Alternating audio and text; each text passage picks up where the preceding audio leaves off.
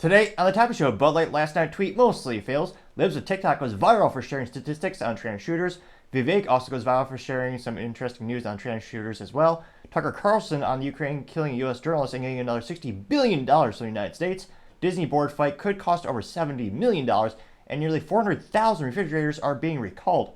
All of that, much more on The Topping Show.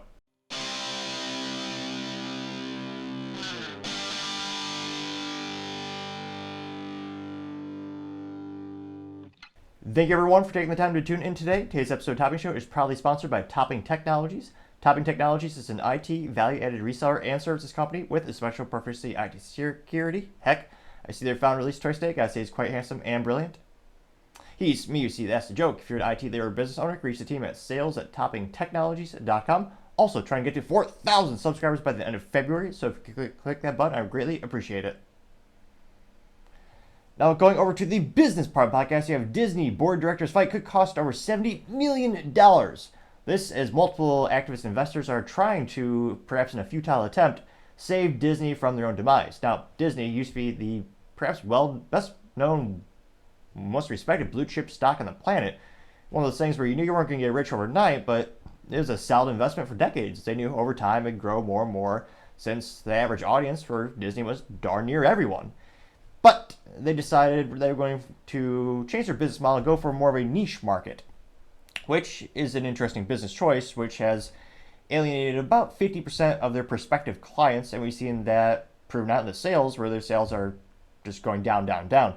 Last year, they lost a little over $1 billion on films, which, again, is Disney. They used to basically legally print money for most of their existence because so many people loved the great stories they were able to put together, the astonishingly beautiful animations the team was able to put together.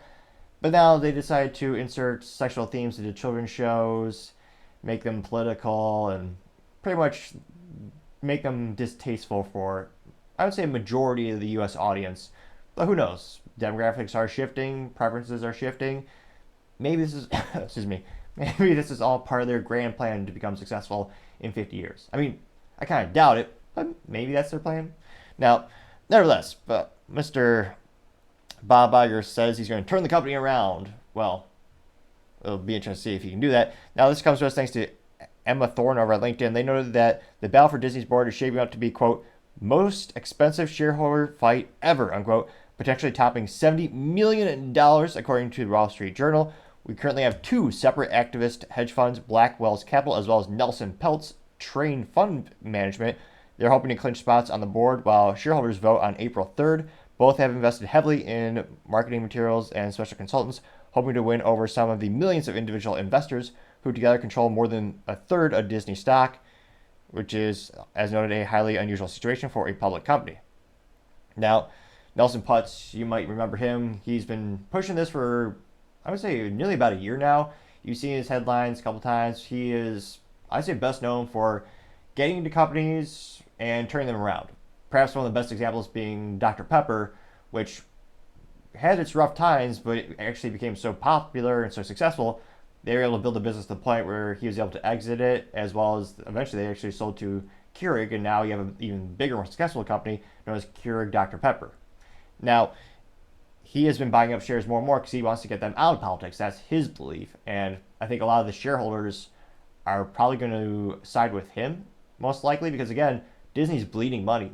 The only area they're really making a profit are the theme parks, which I'm actually pretty impressed considering they just raise the price time again. So it's one of those things where it's almost comically expensive to go to Disneyland or Disney World these days.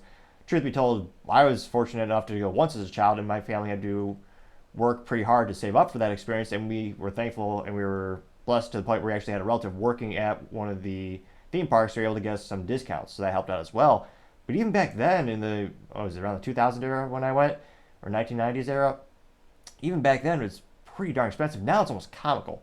I mean, the Star Wars hotel is charging like 10 grand for a 2-night stay, which they eventually did shut down. Again, another business blunder from Disney. They built the huge hotel for Star Wars theme, and they're charging people $5,000 to $75,000 for like a single closet size room, perhaps. But like the grand suite, which they had many of, was $10,000, which, again, that's the price of a pretty darn good used Japanese car that'll last quite some time. Now, Disney claims that, they had some good results last year, but I mean, the stock is almost nearly, what is it? They know it is actually nearly half its 2021 high under the leadership of Bob Iger. And it'll be interesting to see, can he turn his company around? When Bob Iger came back, again, long-term, very successful, I was going to say, not entrepreneur, very successful businessman. He had great work ethic. He actually started at ABC Studios, I believe, sweeping floors, and worked himself up to the top of the corporate ladder. And a couple of years ago, he was able to help Disney expand exponentially by buying intellectual properties and companies including Marvel and Lucasfilms. That was part of Bob Iger's vision to grow the company, and it worked. Now, Kathleen Kelly has, since then destroyed those brands to make them comical and mediocre, rudimentary to say the least.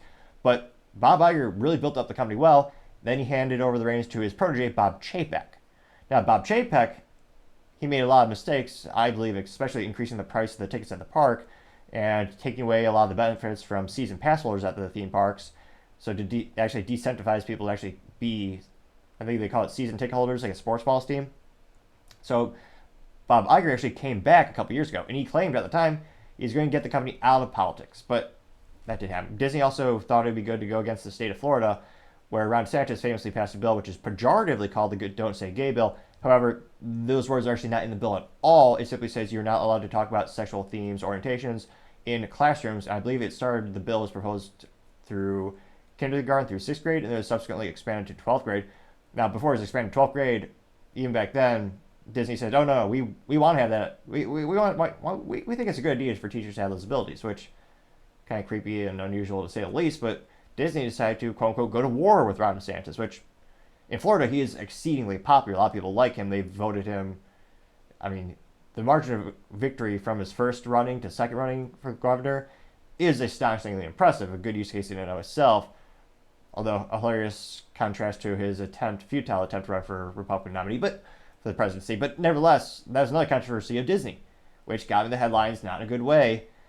So Disney, they just keep shooting themselves in the foot. Some might argue worse than Ron DeSantis' high-heeled boots when he was running for office.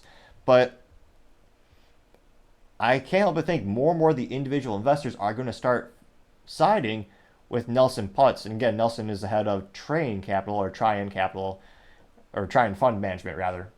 So let me know in the comments if you are an investor of Disney. And again, it's one of those things where they're bleeding money on movies, which if you were to go back to the 90s and tell someone there's going to be a time where Disney is losing money on movies, they laugh at you. Because it's such a comical, outlandish idea, because there are so many hits where they're just knocking it out of the park. Now it's almost a rarity to even see a movie make a profit. I mean, what was it? The Marvels or Captain Marvel? I forgot the name of that film. Perhaps another error of their marketing, can't remember the name of the film. That was the least successful Marvel film ever since Hulk. And Hulk, everyone lambasted that film at the time. Is that Ed Norton who was in that? Some actor or other who turned into a big green giant. Although he didn't have to eat spinach, and there's no relevance to the jolly green giant when you see it at the food aisle. But nevertheless, that was at the time, everyone hated that movie. It made the least amount of money. The Marvels did worse than that. So Captain Marvels, whatever you call it, that movie was the worst performing Marvel film. And yet, it's astonishing a lot of these people still have their jobs. And just we'll do a quick look at Disney's stock lately.